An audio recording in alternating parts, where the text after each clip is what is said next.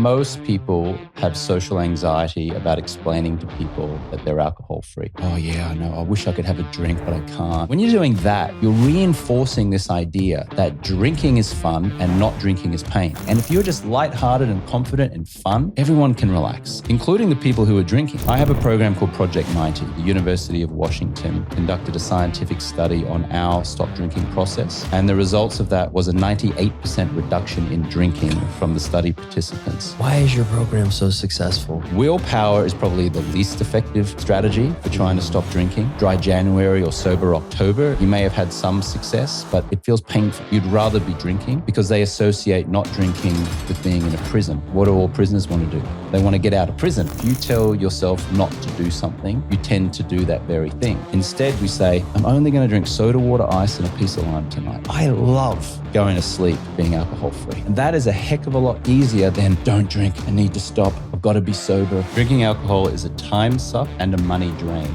Thinking about drinking, preparing for drinking, recuperating from drinking, judging your drinking, thinking about drinking, and so the cycle continues. And the consequences of that is self-confidence, trust in yourself, shame, regret, fear. Imagine if you eliminated all of that, what would be left?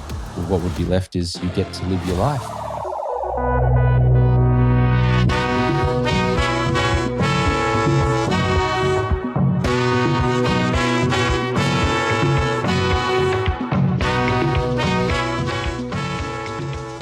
I don't often do this, but I think sometimes it's important to kind of read a bio, to just land for, some of the work that you're doing, and then we'll get much deeper into that. But I just want to kind of set the stage for everyone listening today. James Swanwick is an Australian entrepreneur, author, and wellness advocate who is passionate about helping individuals live their best lives through healthier choices.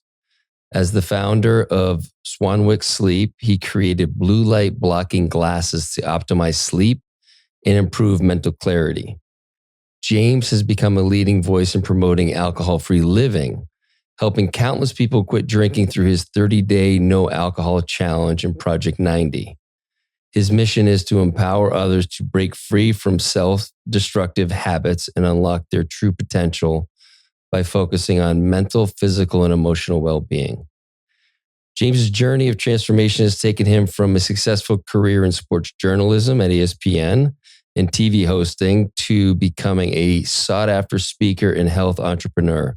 His personal experience of quitting alcohol has inspired a movement around sober living with a focus on profound benefits of clarity, productivity, and mental health. Through his work, James helps people redefine their relationship with alcohol, optimize their sleep, and ultimately create healthier, more fulfilling lives. I mean, that's pretty dope. I mean, that's quite a bio. If I do say so myself.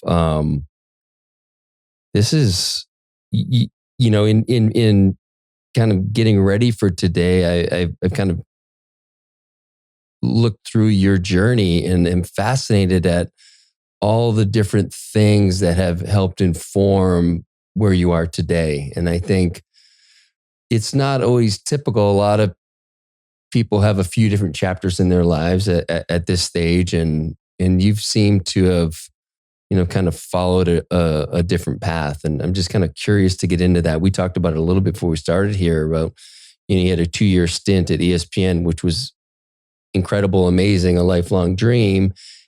And you found out it actually wasn't aligned with kind of who you are and your soul's purpose. Yeah, I grew up in Australia. And when I was 15, my mother would bring home a video camera for me and my 2 younger brothers to play with during the summer holidays. And it was one of those old video cameras where you kind of rested on your shoulder. Like, this is back in 1990. Yeah. And we would pretend to be cops and robbers, and we'd play out these kind of like dramatic scenes on the videos. And the home videos, watching them now years later, it's just amazing. But I would pretend to be a news anchor. I'd pretend to be a sports anchor. Mm-hmm. And it was just my dream to always host a television show at some point in my life. And this is when I'm 14, 15 years old. Dang. When I was age 35 in 2010, I had an opportunity to audition to become a sports center anchor on ESPN. And that coincided with the fact that I had been alcohol free for about 2 months at that stage. So I had clarity and focus and energy. And when I was introduced to this ESPN producer, I just said, I'm going for it. I had no television experience. Oh, you hadn't? No experience. I mean, I had journalism experience. I'd been a newspaper reporter and I'd covered politics and industrial relations and crime and things like that, but never sport and never on camera. But I got introduced to an ESPN producer from a friend of mine, and I'd been 2 months alcohol free, and I went, that's it. This is my chance. I'm going for it. And I went to Bristol, Connecticut. I auditioned, did a terrible audition. The producer said, no, we're not going to hire you. And I said, can I come back tomorrow and give it another shot? And he kind of begrudgingly said, yeah, sure, come back. I went back the next day, and the next day I nailed it. And to my utter bewilderment, they put me on camera 2 weeks later. And I was like, wow, this is incredible. And I hosted SportsCenter on ESPN for 2 years, from 2010 to 2012. It was incredible, the realization of a childhood dream. And I did it in America, of all places, as an Australian living over in the US to make my television debut on arguably the most iconic TV sports news show.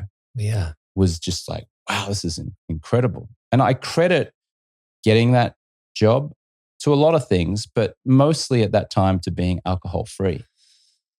Yeah. So many questions. First of all, what was it after that first audition that gave you the confidence that you could come back and do it differently? And how did you prepare differently? The first audition, I was incredibly nervous. I'd never been in a TV studio before. Hadn't seen bright lights and directors, and I had an earpiece in my ear, and I'm looking down a camera, and there's a red light, and there's sound people. I'm like, oh, I don't belong here. I'm so nervous. Like, I really want it, but I'm completely out of my element. And then I realized I was out of my element. I realized that I was nervous, and I realized that was coming through in my performance. And I knew what the producer was going to say, because we went back to his office and we kind of put the tape in and we looked at it, and it was horrendous. And I'm sitting there going, man, this is my only shot here. This is bad. I've got to do anything I can to get another go at How this. tough was it to watch it? I was excruciating. Yeah. Yeah, because I was nervous. I was like stumbling on my words. I wasn't confident. And in that moment, I was just saying to myself, just do it again, do whatever you can to do it again. And so I made the request, and thankfully he agreed to it. And I literally came back the next day. Now, the next day, part of the reason why I crushed it in the second audition was because I said to myself, James, just relax. Do it the way you did it when you were 15 years old back in 1990, back in Brisbane, Australia with your brothers, when you were just having fun and you were just playing around and it didn't matter who was watching. You were just having fun with your mum's home video. And I was like, okay, James, we can do this. And so the red light went on, the director went 3, 2, 1, and then I delivered what I had to deliver and I crushed it. And the producer obviously saw something in that, to the extent, like I said 2 weeks ago, I had a job offer and there I was. I was like, wow, this is amazing. This is incredible. Well, and it sounds like there's another element to it too. Is like you got back to the joy of why you wanted to do it, and what drew you to the profession, to being in front of the camera in the first place, is you were back being a kid. And yes. It's like, that is like such an overarching theme, I think, in my life. When I can tap into that part of me, it just opens up. You didn't care who was watching, and you just get to be a kid without a lot of the conditioning that, we take on as adults. Childlike play. And even if you remove the childlike word and just focus on play, it's just play, play. But when we become adults, we lose sight of that, don't we? We get serious. It's like that scene that the Joker says in The Dark Knight, why so serious? Yes. And I get a lot of clients on coaching calls with my Stop Drinking organization. And I sometimes I say to them, why so serious? Because they're turning up so serious. And a lot of what we do to try to get them back into joy and reducing their stress and reducing their anxiety is getting them to reconnect to play. So yeah, I think in that moment it was just play, play like I did as a kid. That must have come through in my tonality and my mannerisms and my delivery. And, I'm going to be 50 this year. I've never played more than this last few years. That's amazing. Yeah. Yeah. Tell me this, the very first time you were on like real camera, what did that feel like? Were you able to go right back into that second audition energy? The first night I made my Sports Center debut, I felt like I was walking to the guillotine to get my head chopped off.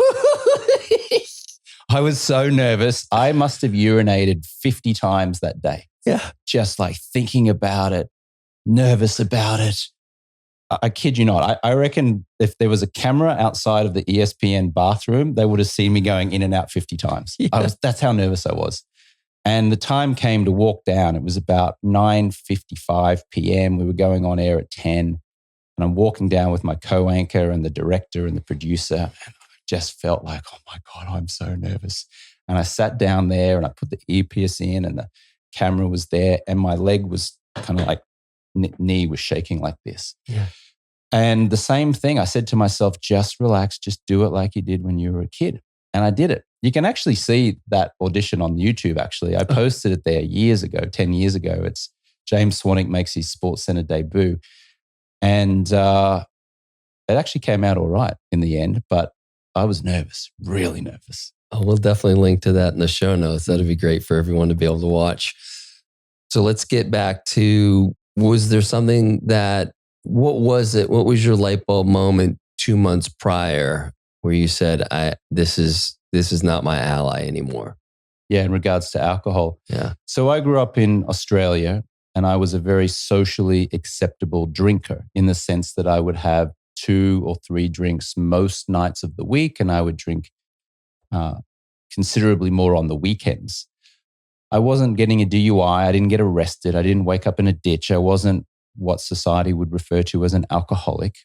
I was just a socially acceptable drinker. And I did that from like age 16, 17 until age 35 when I found myself in Austin, Texas. I was at the 2010 South by Southwest Festival that year. I went out to an industry party. I had 2 Bombay Sapphire gin and tonics, went back to my hotel, went to sleep. And when I woke up the next morning, I looked in the mirror and I just felt blah. And when I say blah, I mean mediocre. I was probably 30 pounds overweight. I had bags under my eyes.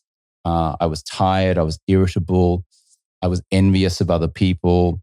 I was focusing on what I lacked rather than what I had. So I was living a life of expectation instead of appreciation. Oof. And I went next door from this hotel that I was staying at to an IHOP, International House of Pancakes. Yeah. And I walked in and I sat down and I'm looking out the window and there's this freeway that's running along the side of this IHOP. It wasn't a particularly pleasant view. And I sat down, I looked around and I saw some pretty unhealthy looking people eating all-you-can-eat pancakes and things like that. And it dawned on me, I'm like, what am I doing in an IHOP? And I looked out the window and I just thought, man, I'm so mediocre. And this drinking that I've been doing, even though I'm not an alcoholic, I'm not doing crazy things. I only had a couple drinks last night. This habit of drinking is the main culprit for this feeling of mediocrity. And so in that moment in the IHOP, I just said, you know what, I'm going to take 30 days off. Just try 30 days off. And to be clear, I hadn't taken more than a week off in 18 years of drinking. Yeah. And so that's what I did. I said, that's it. I'm not going to drink for 30 days. And in 30 days, I dropped 13 pounds, just fell off me. Wow. 13 pounds just fell off me like that from not drinking alcohol. My skin cleared up. I started sleeping better. I realized that I started helping my friends proactively. It wasn't even in an intentional thought, but I just was calmer and I was more at peace. And I started helping my friends. Say, hey, can I help you? Who can I connect you with? And one of those friends that I helped was actually the guy that ended up introducing me to the ESPN producer. Mm. And I would go to a bar with my friends And I would tell them, I'm doing this 30-day not drinking thing. And they go, geez, you're so un-Australian. Just have a drink for goodness sake. And I was like, no, I'm not going to drink for 30 days, see how it goes. Anyway, I got to 30 days and I thought, this feels pretty good. I'm just going to keep going. And then, of course, I got the ESPN gig. And that gave me some further evidence that this alcohol-free thing might be beneficial. Yeah. And I kept going and going and going.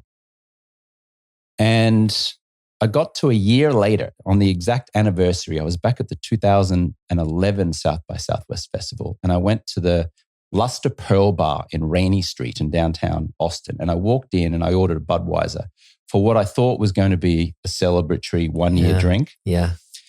And I put the beer to my mouth. And at the last moment, I just paused and I put it down and I just thought about it. Wow, in 1 year, I've got my dream job hosting Sports Center on ESPN. I've attracted this great romantic relationship. She doesn't drink or drinks very modestly.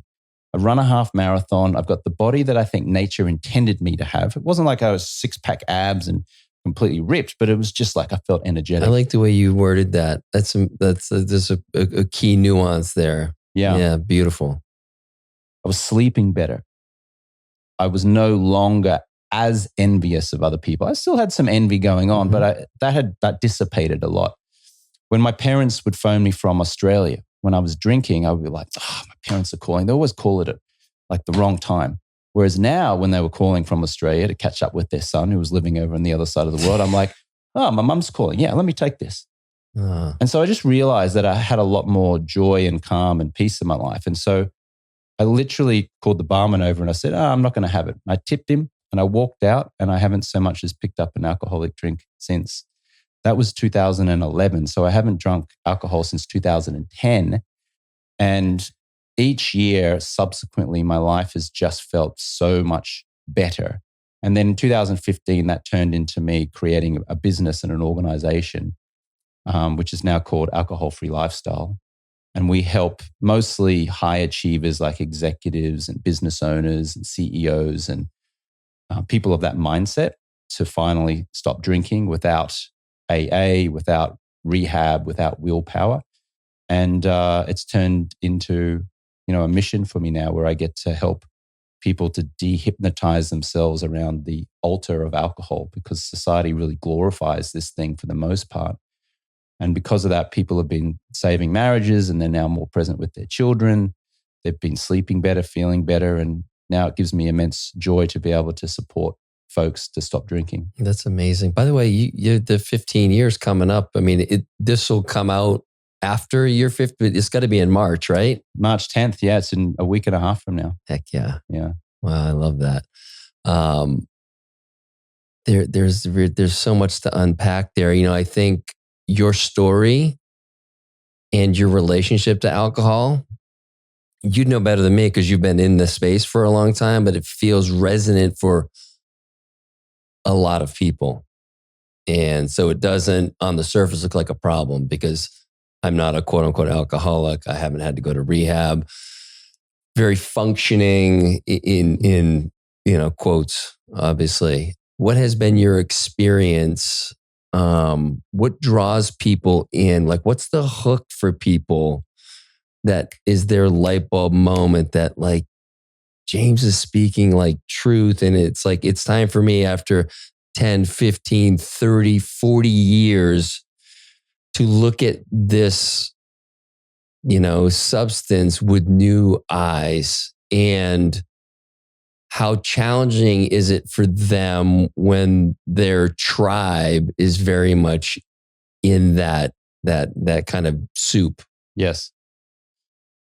So let's go back to when we roamed the earth in tribes of 160 people. You may have heard of Dunbar's tribe, where he says that we used to be in tribes and groups of 160.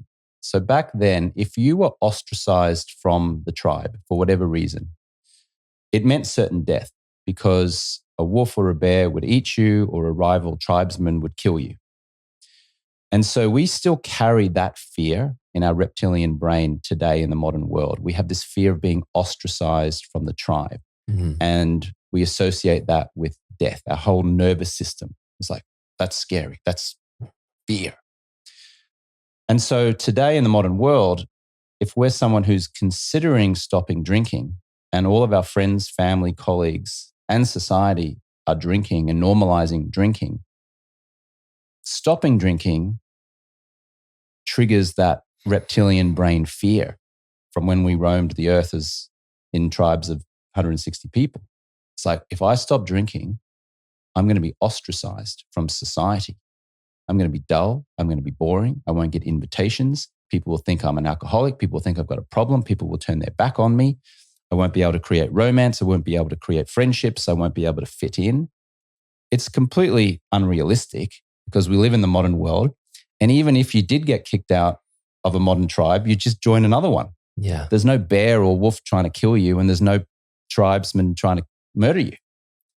And there are increasing tribes of people who are health conscious, who are into wellness, like you are, right? Who are into personal development, a growth mindset, great nutrition, getting sunlight, moving your body, living a life of appreciation instead of expectation. There are so many of those tribes out there.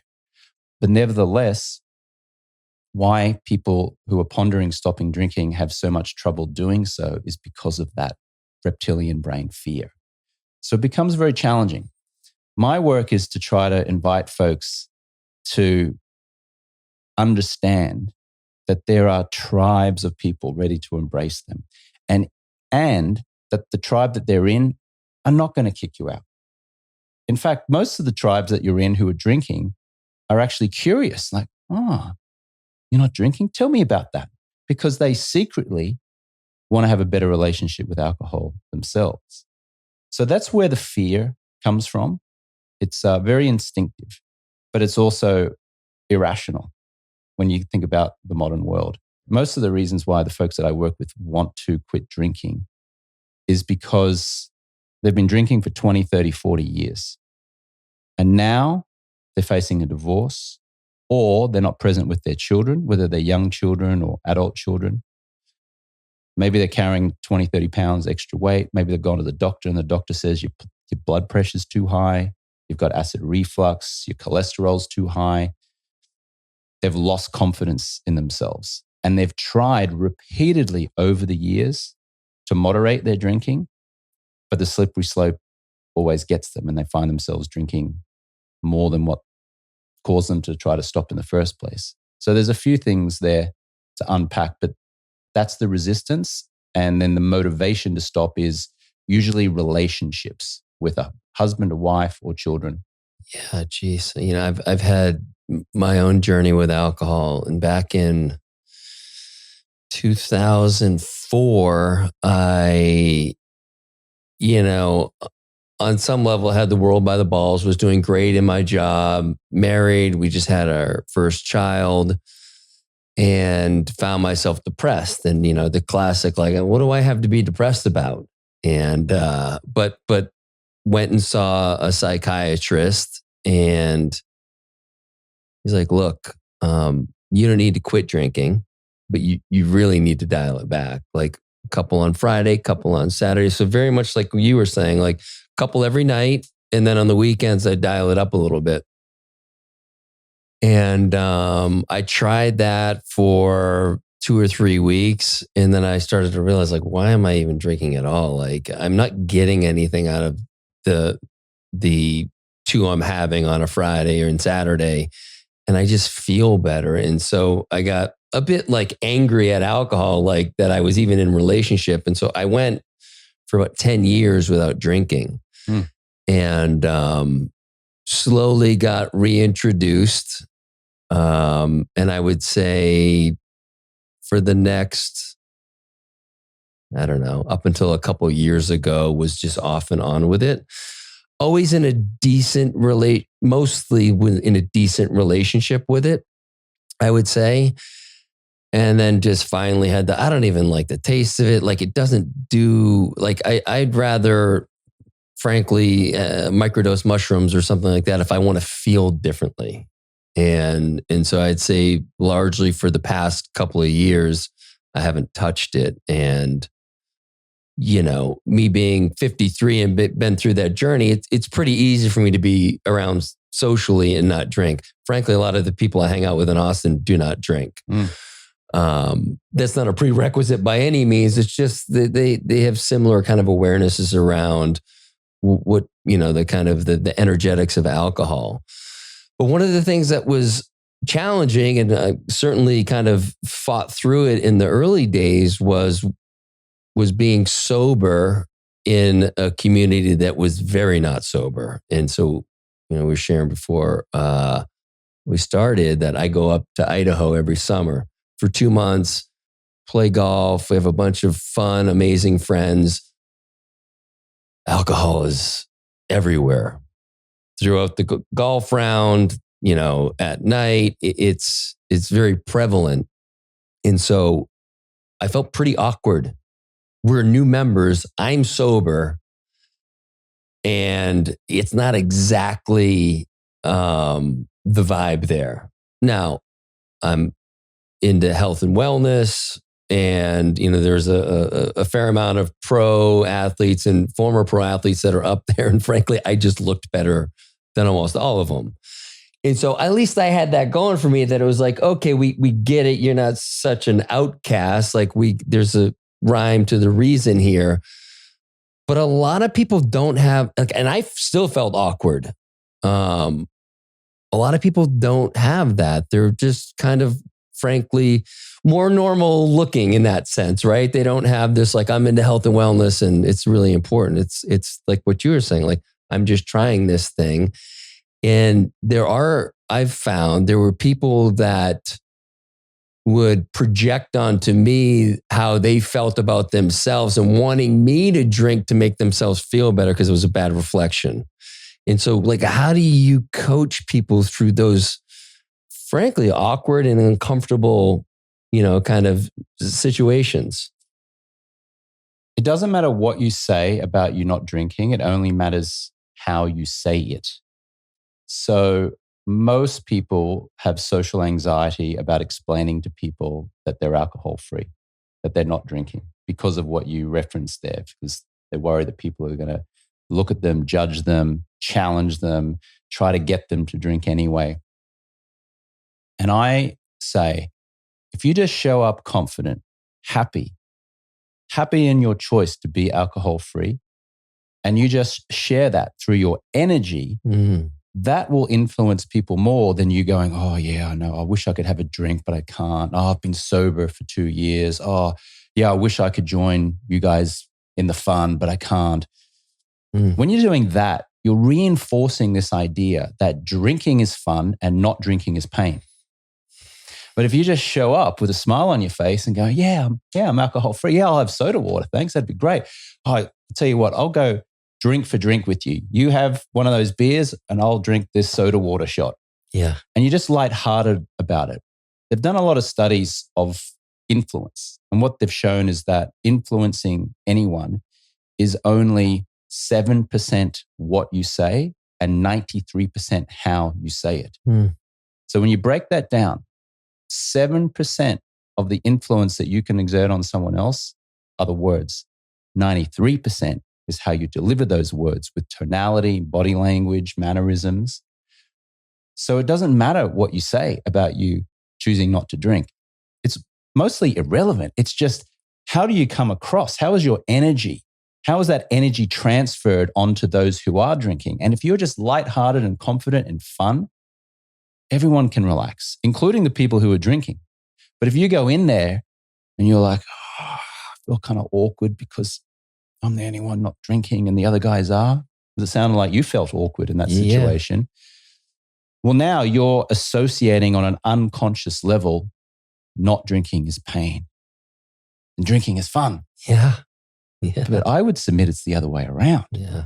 Not drinking is fun. Yeah. And drinking is pain. It's just, there are smiling assassins everywhere. And the smiling assassins is anyone offering you a drink or smiling as they're drinking. Hey, can I get you a drink? Hey, Carl, would you like a beer? Do you want to have a wine? It's the waiter or the waitress when you walk into a restaurant and they say, hello, Mr. Carl, can I get you started with a glass of shame and regret? Hello, Mr. James, can I get you about 10 pounds of unwanted body fat? How would you like some poor sleep tonight and a glass of irritability in the morning?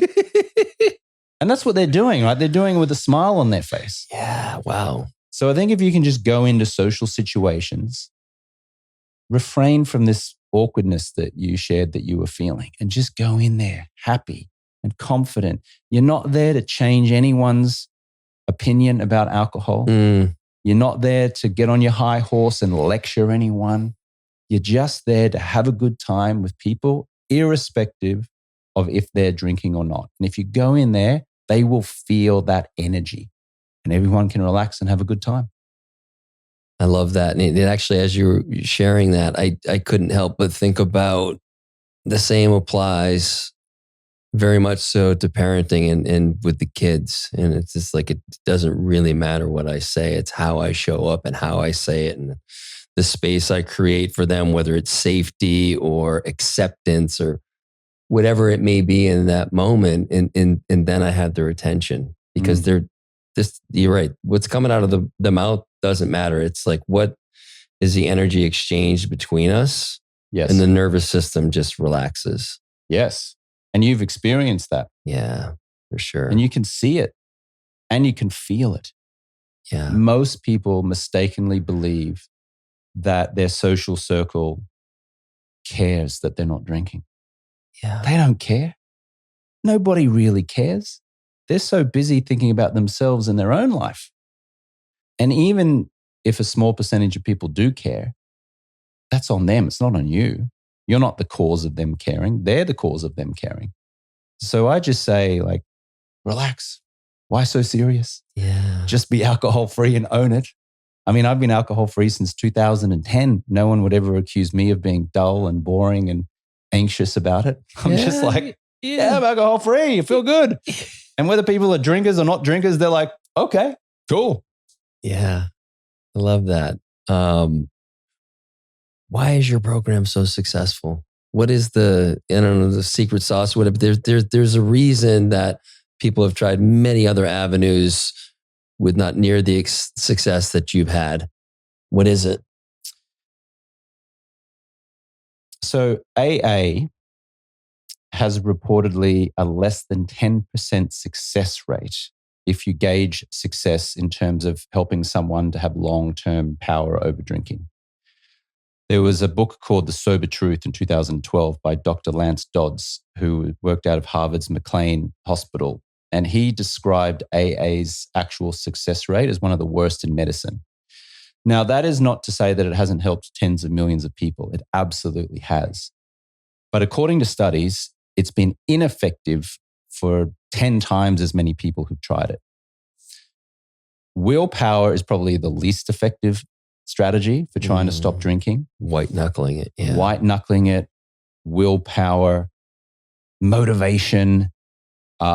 A lot of studies suggest that has also a less than 10% success rate. And if you're someone who's ever tried to do moderation or dry January or sober October, you may have had some success. But when you do those challenges or you do moderation, again, it feels painful.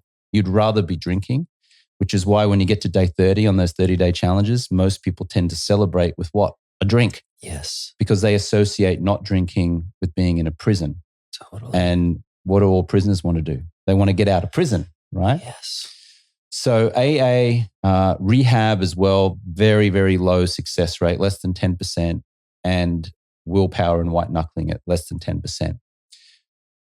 I have a program called Project 90. In 2022, the University of Washington conducted a scientific study on our stop drinking process. We use neuroscience, we use positive reinforcement, positive psychology. And the results of that was a 98% reduction in drinking from the study participants. Now, I can't compare it apples for apples because the less than 10% success rate for AA is judged over the course of at least a year, whereas our program was judged over 90 days. So it's not an exact comparison. However, a 98% reduction in drinking for a stop drinking program is profound. In fact, one of the world's leading addiction experts, Professor David Bellin out of Cambridge University, he read through the study and he described it as groundbreaking. Now, why is it so successful? There's a few reasons. In AA, for example, which is the traditional modality, and with white knuckling it and willpower, it's hard. It's tough. You're lamenting the past. You're thinking about what's wrong. You're making amends. In AA, you're surrendering to a higher power. You're working a 12-step program. And candidly, when you go to an AA meeting, you're probably sitting next to someone that you have absolutely nothing in common with. Nobody who's like in their 40s, 50s, 60s wanting to stop drinking alcohol really desires to sit next to a 19-year-old meth addict who's holding up a gas station. Now, of course, we support that person, but how can you relate to their life experience? It's completely different. So in our program, we put a bunch of like-minded people together. So it's not a community, it's a like-minded community. So we put together high achievers, executives, CEOs, business owners, salespeople, physicians, attorneys, lawyers, doctors. You'd be shocked at how many doctors have a bad relationship with alcohol. It's frightening. Mm-hmm. And we put them in a community, and then we give them positive reinforcement, and we show them what they're choosing. We invite them to choose an alcohol-free lifestyle as opposed to saying no to alcohol. So when we focus on what we want and what is desirable and what is fun, as opposed to focusing on what we don't want, which is painful, the mind and the body can head in this direction easily. Mm-hmm. There's a lot of study of neuroscience that shows that if you tell yourself not to do something, you tend to do that very thing.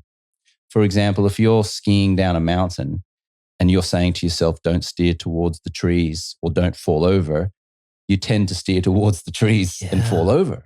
Mm-hmm. But why? Because you're telling yourself what not to do.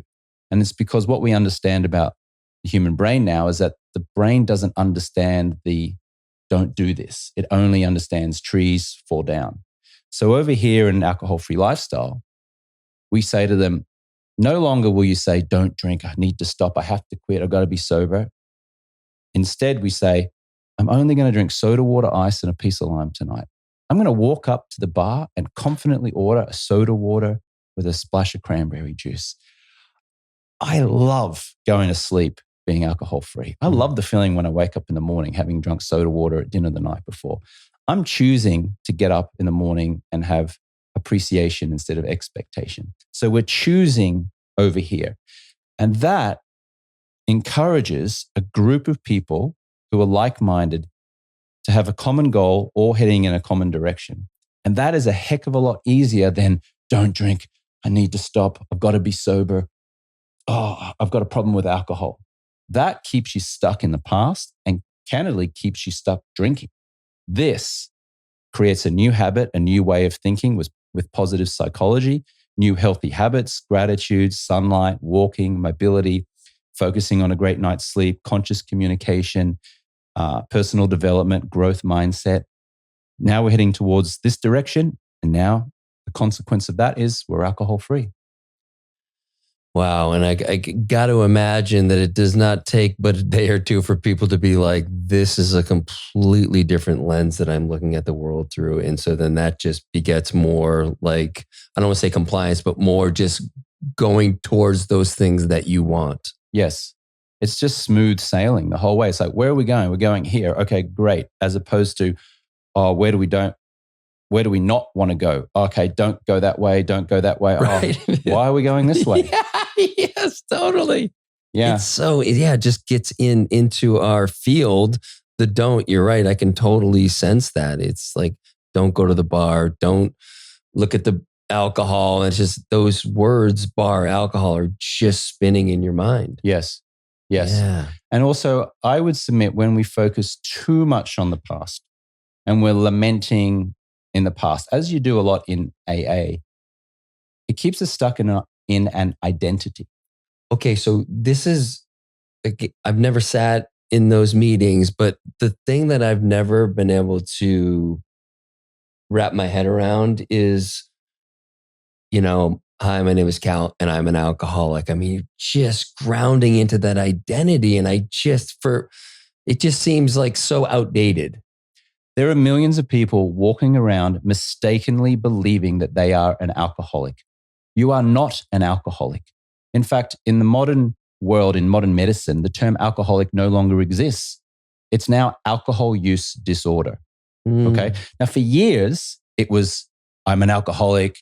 I experience alcoholism. Alcoholism runs in my family. But in modern medicine, that is gone. It's gone. And why? Because it keeps people stuck in an identity that doesn't serve them. You are not an alcoholic. You may be experiencing an alcohol use disorder, but that's temporary. Whereas I'm an alcoholic suggests, oh, I'm a victim of this disease. I'm powerless over this disease, which is what they do in AA. Cal, I would submit you never wanted to walk into an AA meeting and say, hi, my name's Carl and I'm an alcoholic. And that probably didn't resonate with you. Even if you were drinking too much for an extended period of time, saying I'm an alcoholic still doesn't resonate with you. And yet people are mistakenly believing that they are, being stuck in that identity and therefore taking actions which perpetuate this, I'm a victim, I'm stuck, I can't drink, I need to stop. And then of course that becomes easier then to drink because you're focusing on what you shouldn't do. Yeah, back to that point. Yeah. Back to the perpetual cycle. And so I noticed that you used the phrase sober and sobriety previously. We don't use that verbiage at Alcohol-Free Lifestyle. Okay. We don't say sober, sobriety. We don't say clean. We don't say recovery. We don't use power. We're powerless over a disease. Powerless. You are powerful. Yeah. That's the change. That's the difference. You're powerful. Imagine walking around saying, I'm powerless over this disease. What a crock of shit. You are powerful. And I think that with some very simple mind rewiring techniques, knocking alcohol off the altar that we put it there and we're bowing down to it, and understanding the true health consequences of consuming it, but then also appreciating how much better life gets to be without it, we can very quickly rewire our whole mindset around alcohol and choose easily and effortlessly to be alcohol free, as opposed to I've really got to struggle to be sober. I'm in recovery. It's heavy. Yeah. It can be, especially for folks who have been in AA and it's worked, or for folks who are related to folks who've gone AA and it's worked. Because when I say that, the feedback I get is that it's very challenging. And I get criticized a lot by what I refer to as AA disciples. And they say that I'm causing genocide because I'm out there introducing other ways in which to get power over alcohol, which aren't AA. So they say, you're killing millions of people by encouraging them to turn their back on AA. AA is free. It's helped millions of people. I said, I agree. It's free and it's helped millions of people. But that represents 7% of the people who've tried it. It's failed for 93% of people who've tried it. Here are some other ways. Not just my way, by the way, not just my stop drinking process. You can get there through what you were referencing earlier. Saunas, cold plunges, sunlight, gratitude, journaling, like-minded community. If you're a man and you're overweight and you want to get six-pack abs, hang out with 5 other guys who've got six-pack abs. In 3 months, you'll have six-pack abs because that's being in a like-minded community. Yes. Yeah, I love that. I want to ask, I'm guessing this is the case, but have you tried this? I'm sure people have reached out to you and say, I'm alcohol free and I want to try this with cigarette smoking or some other thing that they're struggling, that they're feeling disempowered by. What has been kind of your experience with those things? Same process. It is. Yeah. Works for sex addiction, porn, cigarettes, marijuana, weed, video games. Same process. It's just a rewiring of the mindset. Instead of I'm giving up this thing, what are you getting over here? Yeah. Instead of, I've got to sacrifice video games and porn and weed and et cetera. It's like, I get clarity and focus and energy and great sleep and a great new friends network and joy over here. And I get that it's challenging because cultural conditioning has us believe that alcohol is fun and weed is fun and video games are fun, but the consequences are pretty dire. There was a 2022 study out of the UK of 35,000 middle-aged adults, and it showed that even one seemingly innocent drink per night, so just 7 standard drinks a week, was enough to destroy gray and white matter in the brain. The headline for that is that 1 drink a night causes some level of brain degeneration. That should be a wake-up call. Also, the American Psychiatric Association has a 10-point checklist to determine if someone has an alcohol use disorder. Let me ask you this question, Cal. Did you ever think or realize that you were drinking too much and you had a desire to stop? Yes. And did you have that feeling for many months, different phases of your life? For sure. So according to the American Psychiatric Association, just because you answered yes to 2 of those 10 questions, you were experiencing a mild alcohol use disorder. Let that sink in. Because I would submit most people are drinking considerably more than what you were ever drinking. Most people are pouring themselves a bottle of wine each night and thinking it's no big deal, or going out and having a couple of drinks each night. No big deal. I'm fine. I'm not an alcoholic. I'm not waking up in a ditch. Well, according to the American Psychiatric Association, you already have at least a mild alcohol use disorder. And according to what we now know about modern science, that is compromising your brain. It's definitely affecting your sleep. And when your sleep is affected, that causes what? Irritability, frustration. You snap at your wife or your husband. You're not as present with your kids. You're tired and lethargic, so you reach for a sugary food to give you a little bit of an energy boost. Oh, yeah, I used to love that. Now you put on a few more pounds from the extra calories. Now you start to feel a little bit more irritable. Maybe you're a little envious of other people.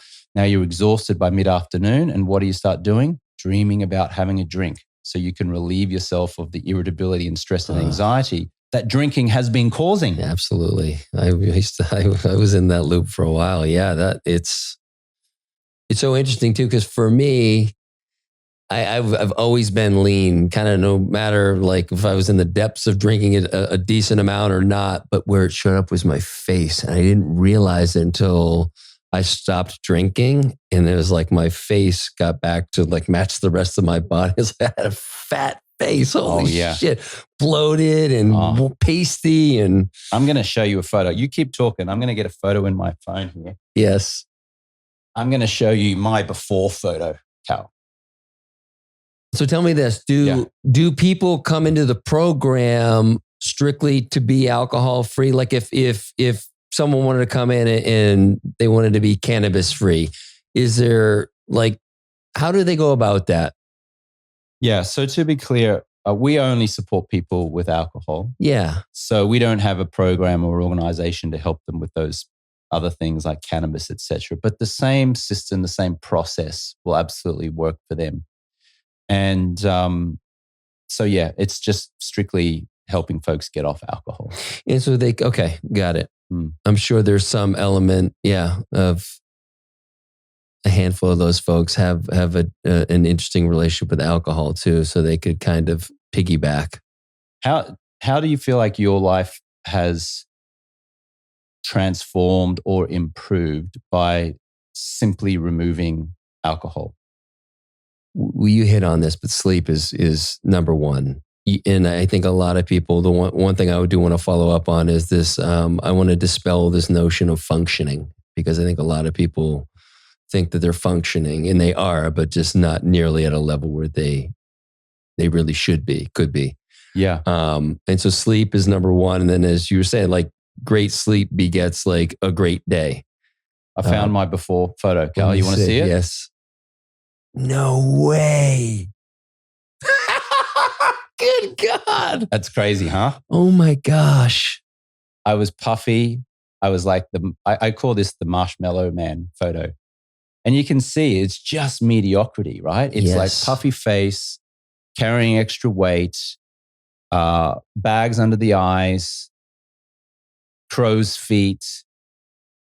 Yeah. Just mediocre. Not rock bottom. Nope.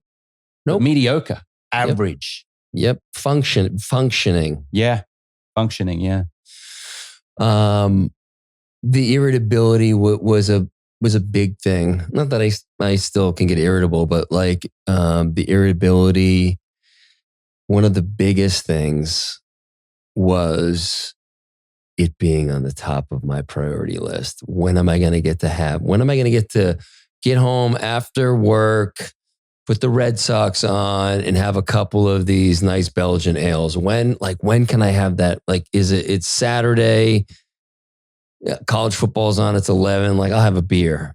And it's just like, it was always about when can I have that next drink? And it wasn't me drinking 24 beers on a Saturday, but it was me just, when am I going to get that next hit? It was so prevalent, and I got so used to it that I didn't realize it was controlling so much of what I was going to do. Where are me and the guys going out tonight? Like, everything was about that.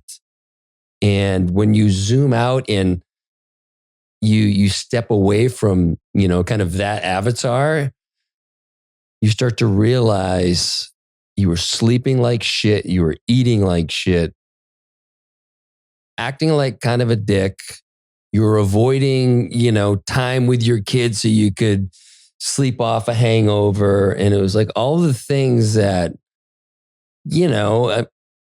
I would say I'm not proud of it. It was part of my journey to realize that that's not the way. Drinking alcohol is a time suck and a money drain. In relation to the time suck, think about all the time that you've been thinking about drinking, preparing for drinking, recuperating from drinking, judging your drinking, thinking about drinking, preparing for drinking, recuperating from drinking, judging your drinking, and so the cycle continues. Think about how much time that occupies in your mind. So much time. Wow. Yeah. It's a lot. And the consequences of that is self-confidence, trust in yourself, shame, regret, fear, uncertainty.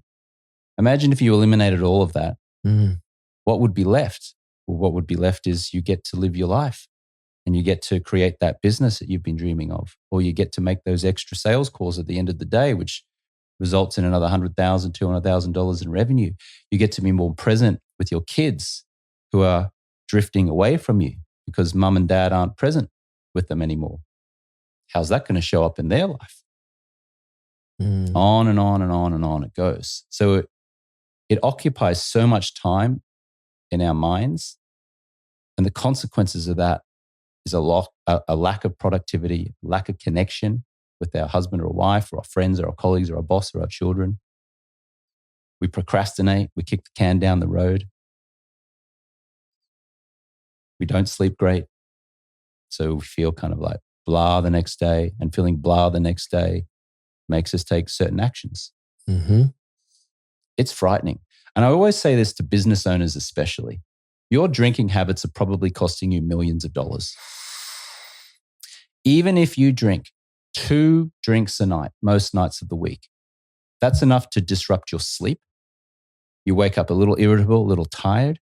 Now you don't fire that person in your business, or you don't hire that person. You procrastinate on that strategic decision. You don't open up that other revenue stream.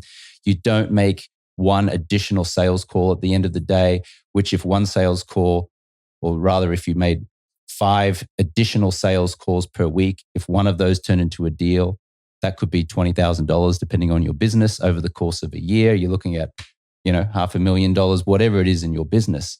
There's a real tangible leaving money on the table when you are not operating at a 9 out of 10. You may not be rock bottom. You may not be what society refers to as an alcoholic, but you know that you're operating at a 5 or a 6 out of 10. And the difference between operating at a 5 and a 6 out of 10 and an 8 or 9 out of 10 can be millions of dollars. Especially if you're heading for a divorce. You know how expensive divorces can be? Yes, sir. Yes. And again, you don't even have to be having these shouting matches with your wife or your husband because of alcohol. It can just be you're not present with your husband or wife because of alcohol.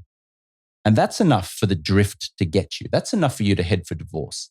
That's very expensive. And then you got the consequences on the children. So many of my clients who come to me who are in their 50s and 60s lament the fact that they are no longer present with their adult children. To me, the definition of success is your kids wanting to spend time with you, wanting to take your call, wanting to phone you. Oof. But when you've been drinking for 30, 40 years, not as an alcoholic, but just consistently, and the mediocrity of life has got you, your kids see that. They experience that. They don't want to spend time with you. That is crippling. Yeah, I would say that is kind of my guiding inspiration is that my relationship with my kids and how do my decisions impact that connection, and that I've always wanted to be the first call they make when the shit hits the fan and they've quote unquote fucked up. And because of acceptance and because look, your safety is number one, and we can deal with if you've made some bad decisions, but just know that I can handle it. I'm here for it. And when I'm preoccupied with all the stuff around alcohol, and it can also, this because you've been in this work, it can be other things too. It can be my work and the things that I'm being drawn to, maybe not out of soul's purpose, but out of ego. And then that's when I'm in my soul's purpose, everyone's a part of it in the family. But when I get too egoic, it's very much Cal doing this, siloed off, shut off. I've got to batten down the hatches. I've got to focus on this. And there's the time to obviously have, ultra focus. But I know that when I drift too far away from what I meant to be doing, I would say everyone suffers that disconnection. And, and so I just want to remind people it's not just a relationship with alcohol. It can be other substances. It can be your work. It could be fitness. It could be I've been there where I've been so into my quote unquote fitness, my health and wellness, when I wasn't actually doing my wellness any favors because my relationships were suffering. It's like that. What's more important in wellness than connection? So I love this conversation because alcohol, people can wrap their head around it. People have a relationship with it, and it's affected many people in very challenging ways, whether it's their personal relationship or the ones around them.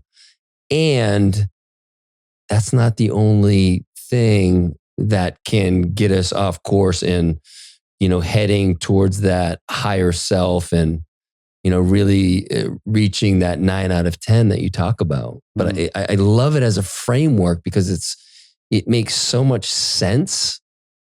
It's beautiful. Yeah, I love this work that you're doing. And I'm so glad that Chris Dufay connected us and that you're here today. And thank you. Yeah, thank you. You definitely have an incredible self-awareness.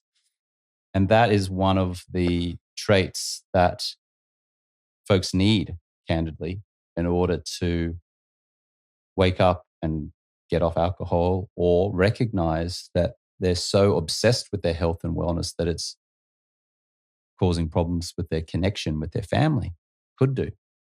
Because a lot of folks get off alcohol and then it doesn't happen often, but they can then go and put their focus onto something else, which still compromises their family.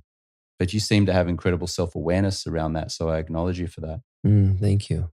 Tell me this. You've got the couple that's been married for 30 years and they've been drinking buddies since college. And this is something that they bond over. And yet they have enough self-awareness to be, your message is landing somewhere, but it's just starting to scratch the surface. How do you help them kind of open up that aperture and really take the necessary steps to say yes to this? Yeah. Well, let me give you the worst case scenario of making positive change. There's a chapter in my book, which is called Clear, and it's titled The Uncomfortable Clarity of Your New Reality. And what the chapter talks about is sometimes it's not always sunshine and rainbows when you stop drinking in the beginning. Because when you remove alcohol, you have this clarity. And the clarity can mean I'm in the wrong marriage. And I've known this for 10 years, but I've just been kicking the can down the road and numbing myself with the alcohol. I knew this 10 years ago, but now I'm not drinking. Ooh, this clarity is very uncomfortable. I had a client come to me. She'd been married for almost 30 years. That's what happened with her. She came into the program. She stopped drinking. On about day 45 or 46, she was on a coaching call. And she said, I'm loving being alcohol-free, and I've realized my marriage is over. I'm going to sit him down tonight and I'm going to tell him. That was heavy. I can feel that. And she did. They got divorced. And since then, she has absolutely blossomed. She started a argan oil business. Mm-hmm. She's doing what she always wanted to do. She's lost 20 or so pounds. I don't know what her romantic life is currently, but she absolutely knew from that uncomfortable clarity that her marriage needed to end. And so she did. But that's very confronting for people. Very, very confronting. And most of us aren't willing to go there. Yes, that's what I was going to say. Obviously, you're not advocating for a bunch of people getting divorced.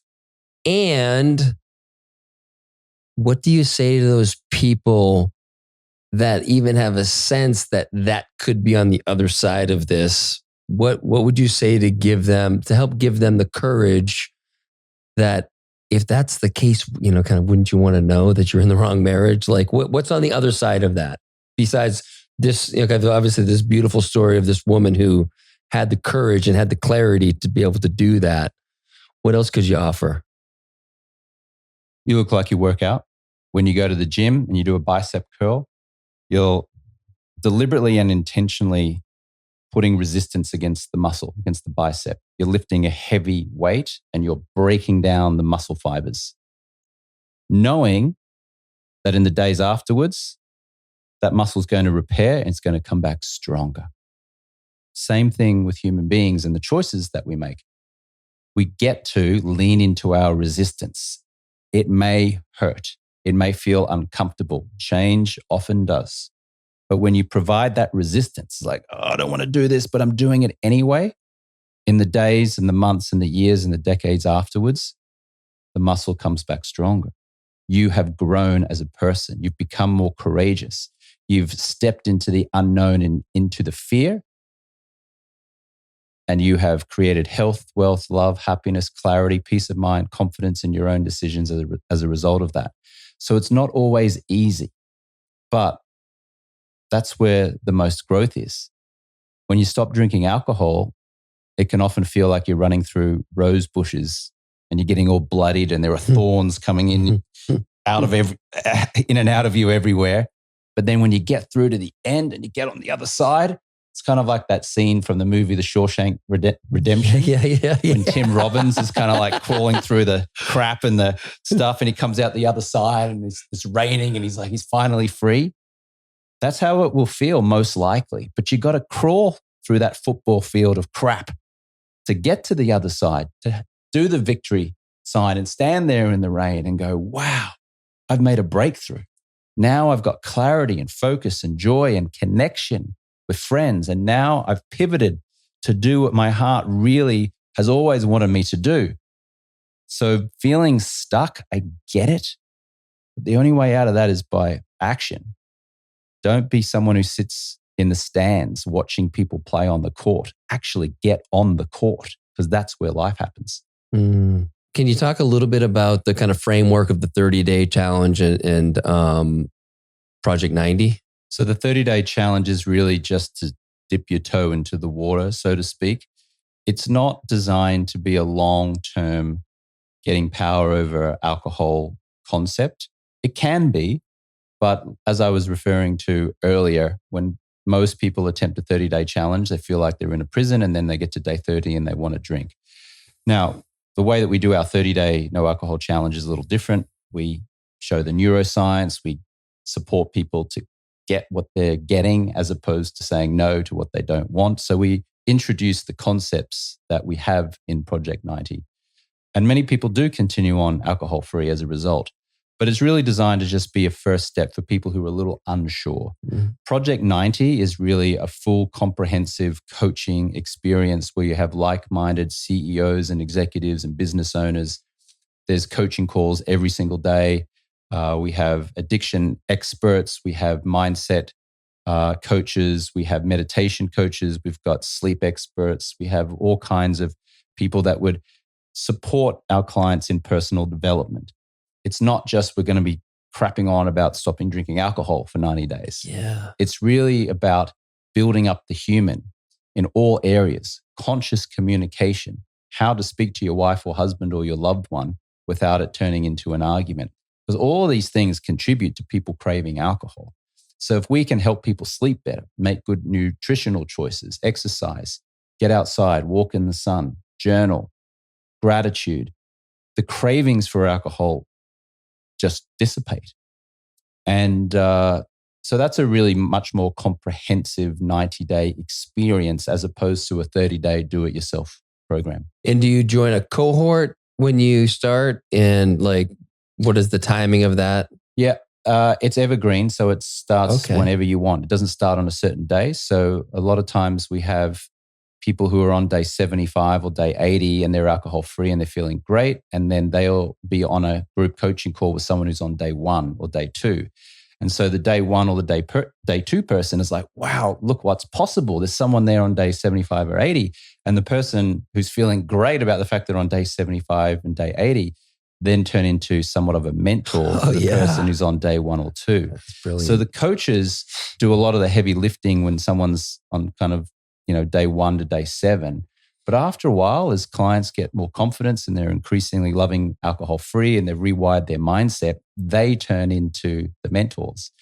And what I've learned is that the fastest way to learn anything is to teach. So a lot of our clients, when they're on day 75, 80, day 90, they end up teaching. We encourage them to teach.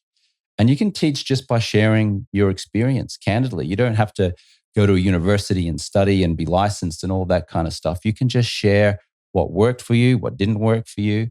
And that is teaching. And not only do you then give the gift of that lesson to the person who's just starting, but you reinforce the lesson in your own mind. I love that. Yeah, I frankly don't know if there's a better way to teach than through your own experience, because that is just so true for people, and that resonates, right? Yes. When someone's sharing that. Yeah, I love that. That's such a brilliant setup. Amazing. What got you into blue light? Because like 10 years ago, that was the early days as far as the as far as I can tell. Yeah.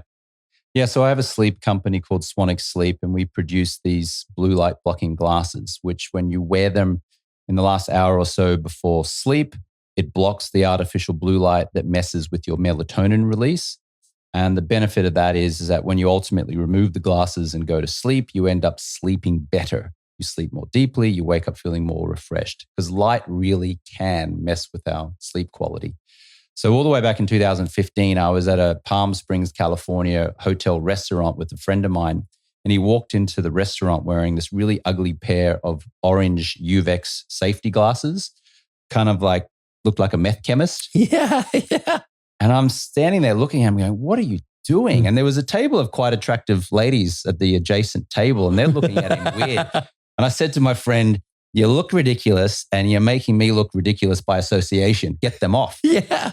He's like, no, man, I'm trying to block the blue light. I'm like, block the blue light? What are you talking about? And then he went on to explain to me what I just shared, which is artificial light from restaurant lights, hotel lights, a microwave light, refrigerator light, the speedometer light in your car, the McDonald's golden arches lights as you're driving along the freeway. All of that light at night disrupts our melatonin release.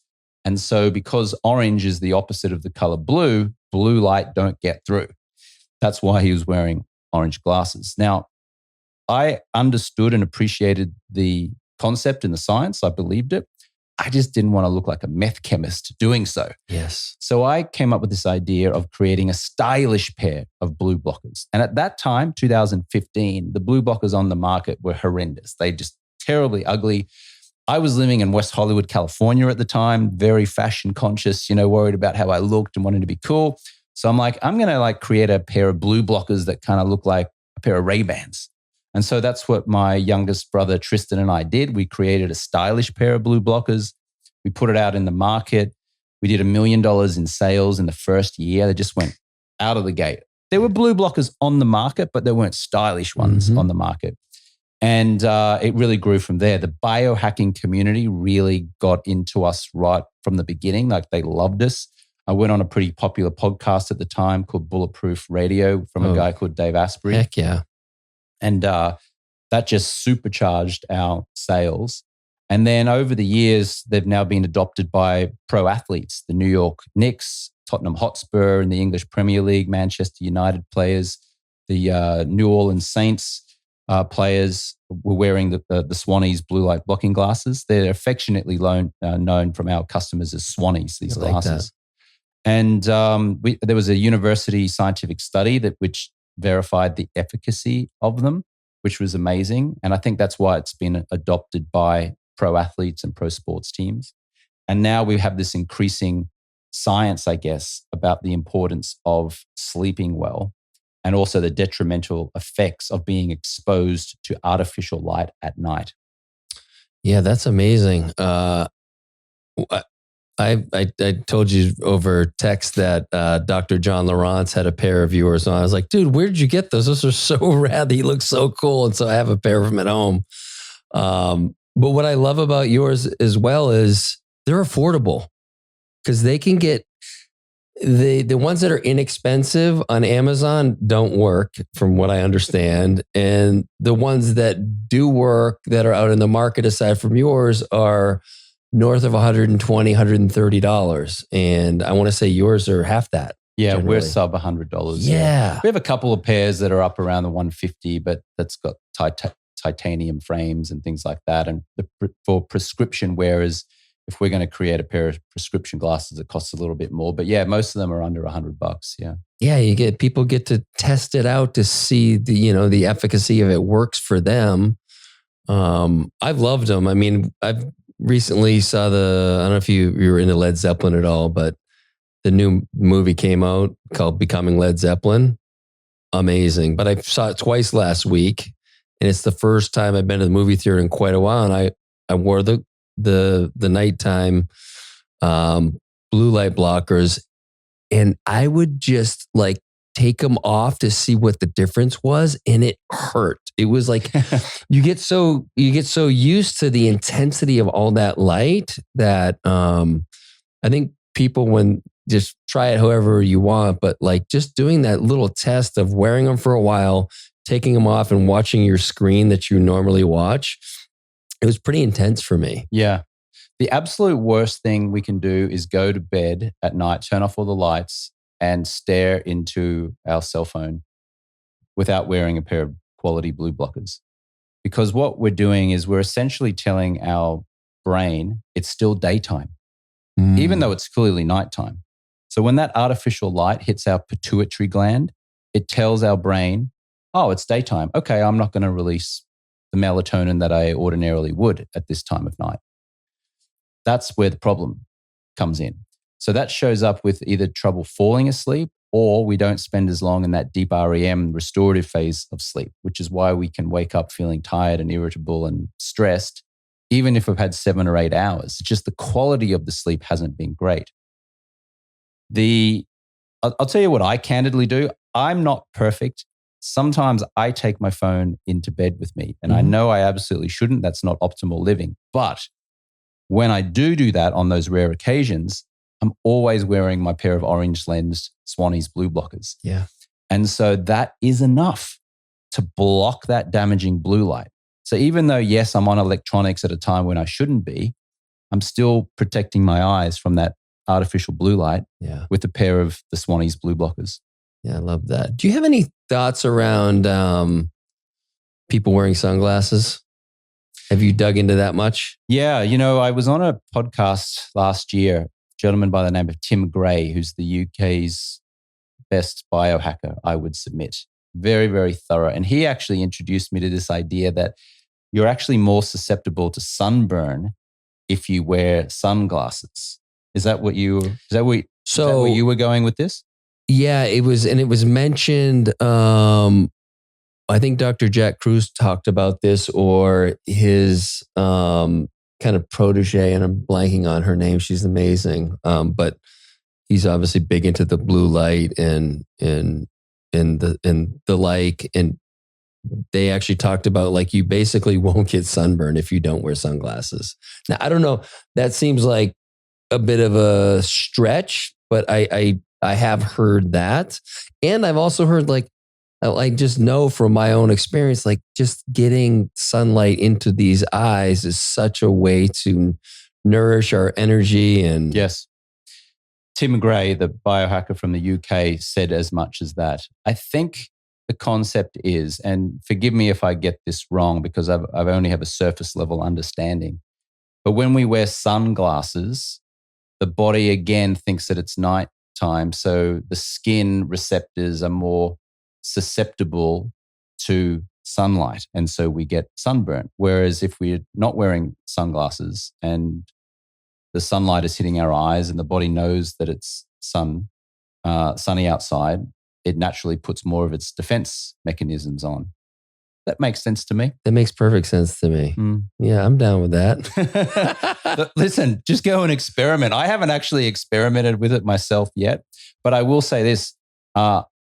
Since I learned this, I haven't worn a pair of sunglasses since, but I also haven't been sunburnt since either. So I can't say definitively, but I believe that concept. I'm going to keep experimenting with it. Yeah, I mean, I haven't worn them for quite a while. Every now and then I'll throw a pair on because they maybe look cool. And I bought a pair on Instagram that were from a brand back when I was a kid, Varney, and I was like, I still haven't worn them, but they look so cool.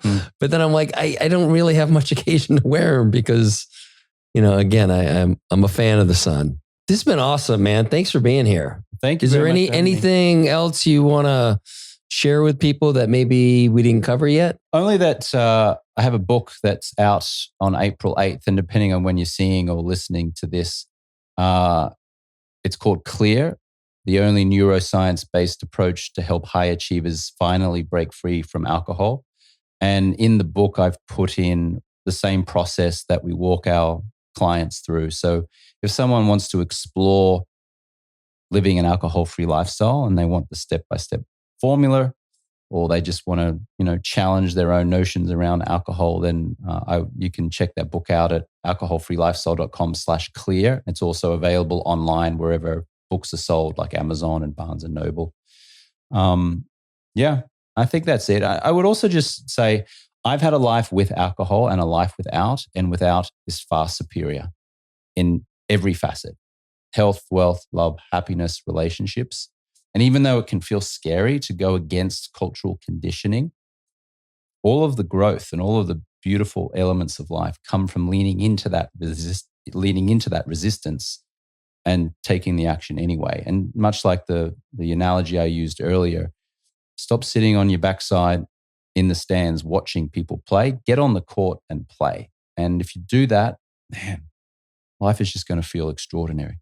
Yeah, I love that. And I would say that anyone listening today, if they were feeling the nudge at all, I think you've laid out just such a beautiful, loving way for them to experience a greater part of their life and the things they want to do. So thanks for doing that. And it's just a beautiful, very approachable kind of way to share this wisdom. So thank you. Yeah, thank you, Carl. And you ask great questions. And I also observe that you're very good at letting your guest just speak, and there's a tendency, I think, from interviewers, and I think I can speak on this because I hosted TV show and kind of learn some skills about interviewing and then also being the interviewee, but you definitely allow space for your guests to share their expertise. So for that, I thank you, sir. No, I appreciate that. Thanks so much.